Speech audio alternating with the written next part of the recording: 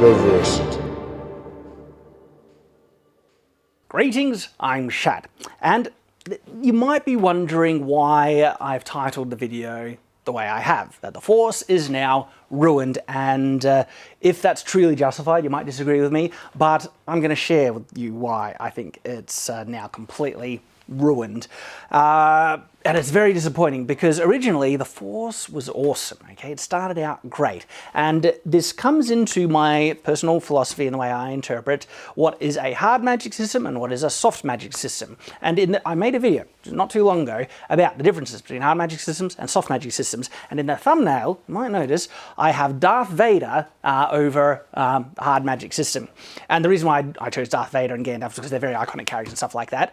And originally, okay, when the Force was first introduced, I honestly feel it was a hard magic system, and it was a really good one at that. The response was like, why did you use Darth? Because it's not hard anymore, it's a complete mess. And I absolutely agree. Now it is. They not only have turned it into a soft magic system, if you're wondering what they are, please do go watch my previous video where I give the detailed explanation. In summary, soft magic system generally has no restrictions in what it is capable of doing, apart from what the individual heroes, people who use the magic, know what to do with it, okay? And so it's like the spells, you know, like Harry Potter is soft, but there can be limitations in that you only know a certain number of spells, but essentially the magic can do anything, all right? And a hard magic system has not only like specific set limitations in what the magic can and can't do. It's more defined what it can't do. And there are additional things that kind of can blur the line about limitations and costs, and you can have limitations and costs on a soft magic system, and I think you actually should. It helps enhance it. But I think the defining thing is not necessarily that, because I actually feel soft magic systems need rules to work effectively. Quick caveat, that doesn't mean the audience or readers need to know what those rules are. You can have a magic system that is either hard or soft and have it have the mystical, mysterious element to it. Absolutely. The rules in a magic system does not mean the audience needs to know those rules. There still needs to be internal consistency with it, especially if you show the magic being able to do something and those same conditions are met in other parts of the story and that magic is not doing it. But remember what I said there, if those same conditions are met, you can have magic not do something that it did before, if the action required to have the magic do that thing is not done in the same way. So I disagree with the idea that soft magic systems need to not have rules so they can be mysterious. If you want more information as to why I think even soft magic systems will always have rules, please go check out my previous video. Otherwise, they're a Deus Ex Machina junk, which is exactly what's happened with Star Wars and the Force now. It's not only gone soft, but it's abandoned any type of rules, or most rules, in regards to how it functions, and it's a mess and it's disappointing. And I'm going to explain why as maybe a bit of a cautionary tale and help us understand the role magic systems should really be used in storytelling and how to get conflict and suspense from their employment. Because originally, when you go back to original Star Wars, the Force had a pretty defined realm of utility and use, and it was around a theme which was basically telekinesis and mild telepathy. Telekinesis in picking things up with the Force, okay, and telepathy in, and it wasn't actually communicating. You couldn't send a series of words through your mind to another person. You could just feel someone's presence or get promptings and things, and it would help you, aim and feel where things were and see things without looking at them and stuff. And that's all very mild telekinesis, and it was really good. That it wasn't like all blown. The limitations actually worked in its favor for ruining things, because as soon as you add that you can know someone's presence no matter what, wherever they are in the galaxy, well, it's going to make sneaking around that person really difficult. But if you're in proximity, and the proximity thing, it never was never you could always sense someone's proximity. You could only sense their proximity if there was a connection between the two. So Darth Vader and Obi-Wan makes sense that they can sense the proximity. Darth Vader and Luke Skywalker makes sense that they can sense each other's presence because of the connection, the emotional kind of resonance in their relationship builds upon that, and that was good. Okay. It created conflict, and it also created satisfying kind of plot elements, like Darth Vader learning Luke Skywalker was on the ship when they were trying to sneak onto Endor in the ship, okay? It made sense that Darth Vader was suddenly able to figure out, oh, Luke's on that ship, because it was like consistent with how the Force was established to be set up. Contrast that to how it was used in the Force, the Rise of Skywalker, where sensing someone's presence is now arbitrary, where Rey, she couldn't sense Chewie was on the transport ship that she accidentally, by the way, spoilers, I guess, but it's been a while. I think you should have it spoiled by now already, and my opinion, don't even watch Rise of Skywalker, it's that bad. And so, now into spoilers.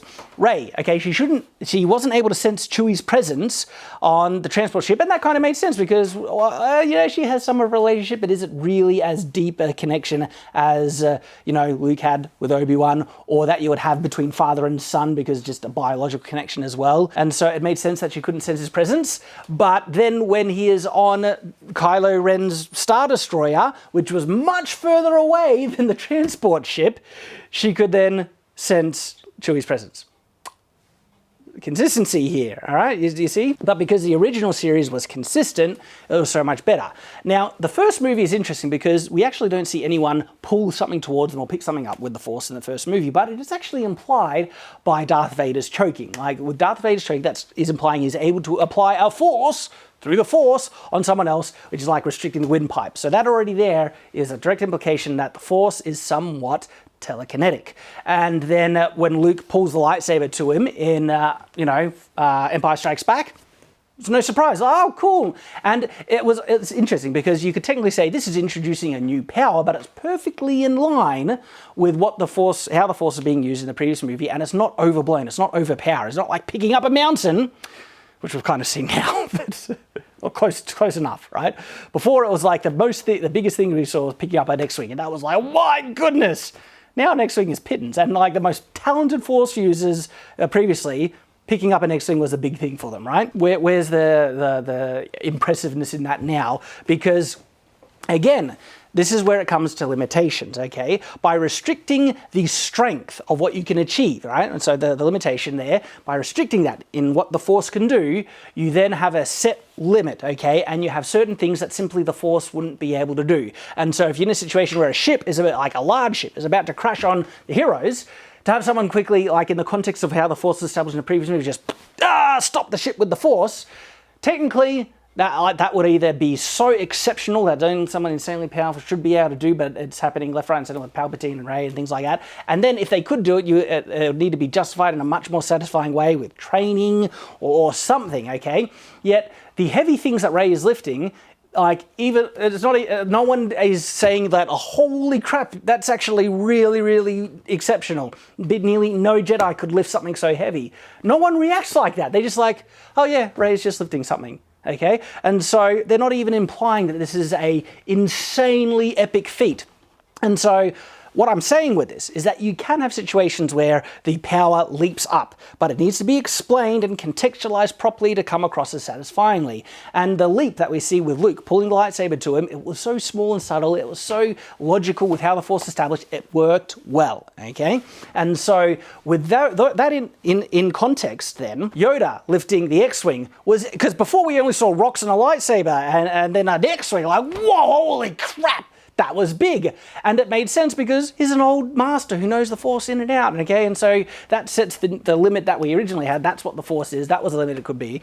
And everything else is being really consistent. And if you set the limits that were shown in the movies as the actual limits of the magic system itself, and set them as the rules, these are the rules you're implying by showing, and then if you actually remain true to them, you can use the Force within its, strengths that it was portrayed being able to achieve in a far more satisfying way, because the ship falling on the person and the hero wants to stop it with the Force, that's far more powerful than we've seen. But if it's like, something smaller that is within the realms of what the Force is capable of lifting, like a pillar falling on, two heroes that were defeated by Count Dooku, and then the Jedi that we've already seen lift something heavy, stop something of similar size falling on the heroes, it makes perfect sense then, doesn't it? There is a situation in the original trilogy in which a new power does come out of left field that even breaks the mold of telekinesis and telepathy that the Force was was implied of being, falling within, and that was Palpatine's lightning. And it was a very big holy crap moment, like wow. And this isn't actually coming out of the blue. There is a very subtle Chekhov's gun kind of resting on the mantelpiece in regards to Palpatine, and it's, why is everyone afraid of him? Why is everyone following what he does? That's subtly implying that there's something about Palpatine that's giving him this imposing edge for everyone else and being so loyal to and stuff like that. And so the fact that he whips out this crazy power that we hadn't seen before actually kind of fills a bit of a plot hole, or not even a plot, just the gun on the mantelpiece. Like, why is everyone? It answers it quite satisfactorily. And in times when you do introduce new powers, it works far better when the villain gets them instead of the hero, because the hero just whips out a new power that's kind of contradicting the theme that the magic was even employed. It's often in Deus Ex Machina. Deus Ex Machina is when something outside of the hero's actions comes in to save them. And you might say, but it was their actions in just really, really wanting to. They felt inside and they discovered a power that wasn't there. It's still Deus Ex Machina, okay? Yeah, and I have read some stories where it was not as jarring or unsatisfying as it could have been in the way the narrative flowed, where they were able to find a new power somewhere, somehow. And so I'm not saying it can't be done in a satisfying enough manner, but usually it's not. And it's still Deus Ex Machina when it does happen, which is a sign, in my opinion, of generally poor writing, okay? Because you've written yourself into a hole and there's nothing that the writer has to be able to have the hero use or do to get them to save them, so something else outside has to come in.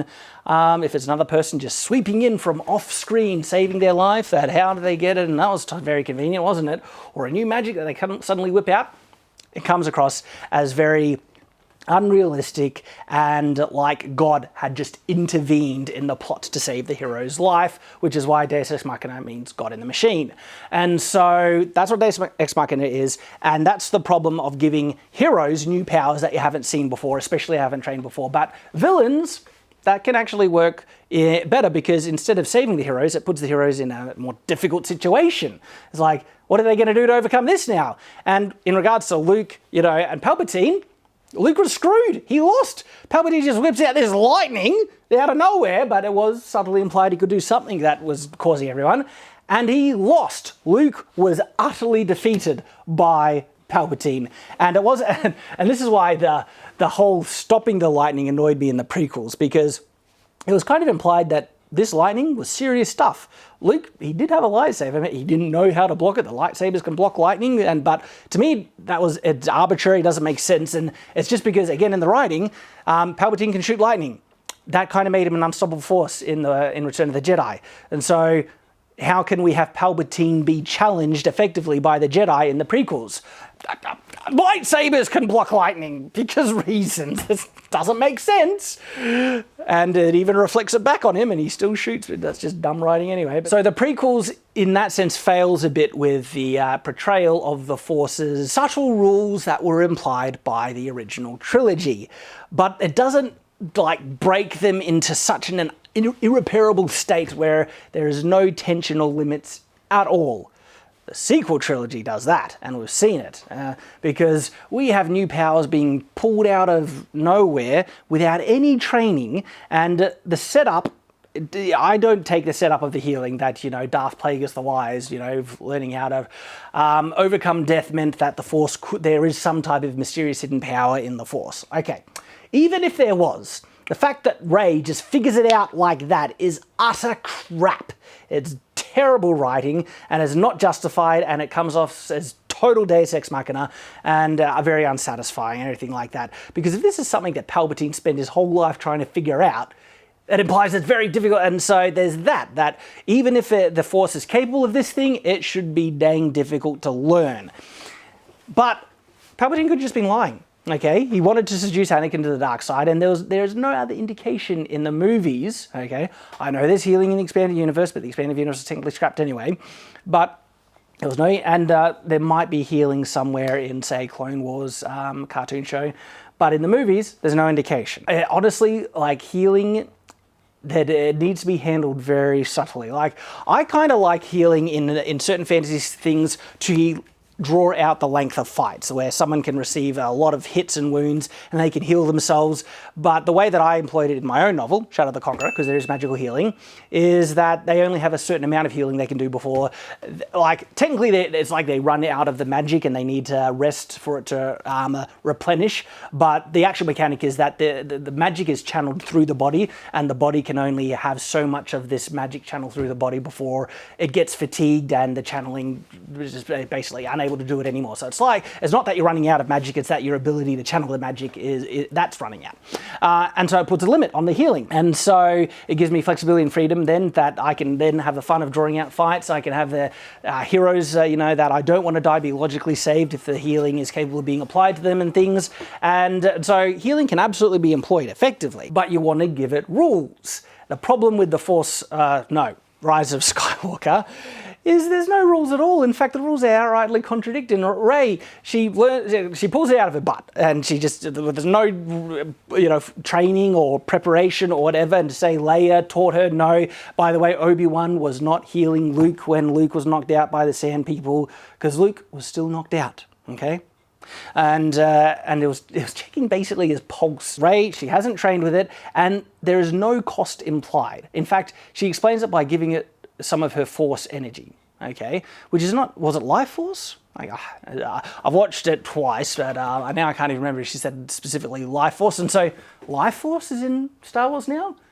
It's Life Force, it's still part of the Force, so it's potentially Force energy, but the Force is now tied to someone's life, because, well, actually, that seems to be one of the new rules that came out of nowhere, is that the amount of Force you have within yourself is directly tied to your life, because if you over-force now, you force too much, you just die, because Luke, and it happens in Rise of Skywalker as well.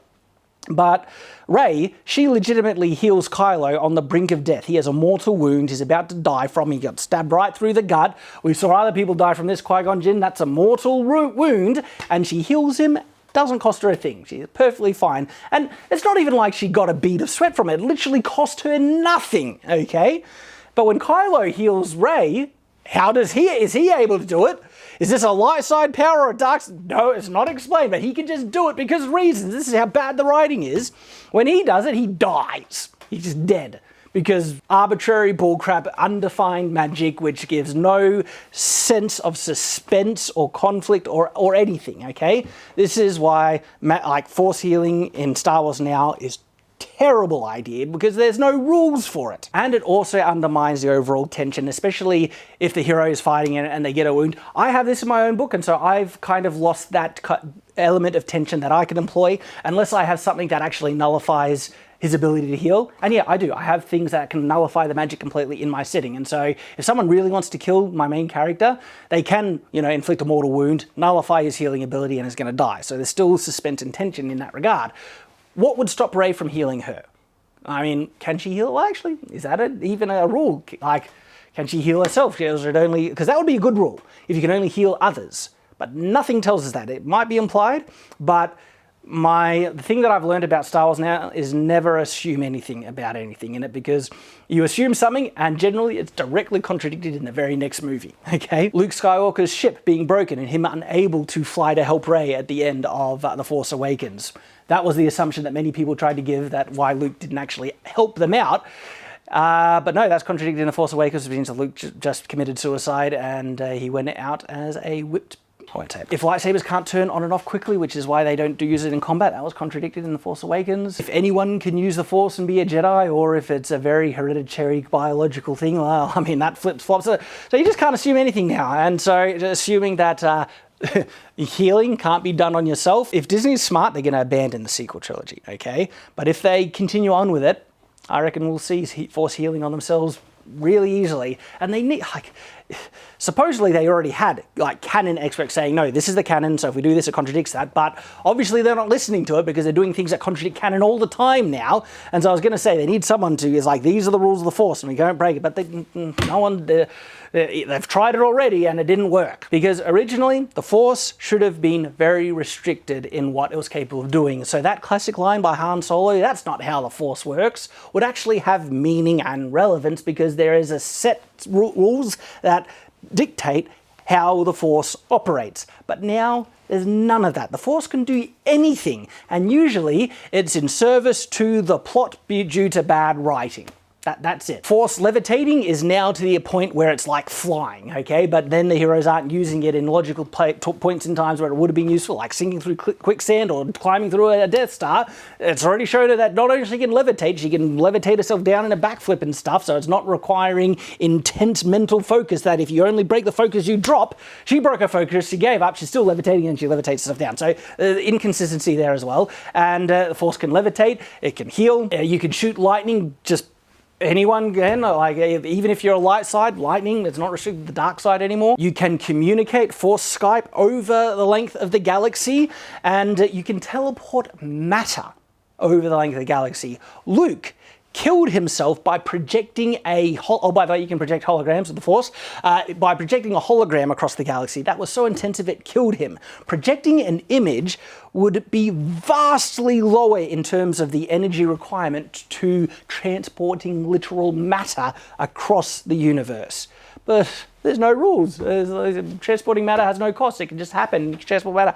And so it can do it. Like literally, the Force has been shown to do so many versatile random things. It is now a soft magic system with no rules that anyone can make it do anything now. And that has ruined it because there's no tension and that no one is obeying rules of training or cost for these vast feats that people are doing, because sometimes people are dying from, sometimes people are surviving. And it's all an arbitrary mess. And it breaks my heart because once upon a time, it had rules, it was a strict, hard magic system, and it worked really well for the context of the story. It was a subtle thing, okay? Luke couldn't just use the Force to kill, his opponent. He couldn't just use the Force to heal Darth Vader when he was, on the brink of death from Palpatine, because the Force simply couldn't do that. It wasn't able to do it. That's not how the Force works, whole Han Solo line. And it created proper tension, and it worked so well within the story. And it's lost. So that's why the Force is broken, unfortunately. And like I said, cautionary tale. Let's try and learn from it and remember the lessons from this whole experience. So thank you for watching. I do hope you have enjoyed, and of course, I look forward to seeing you in the next video. So until then, farewell.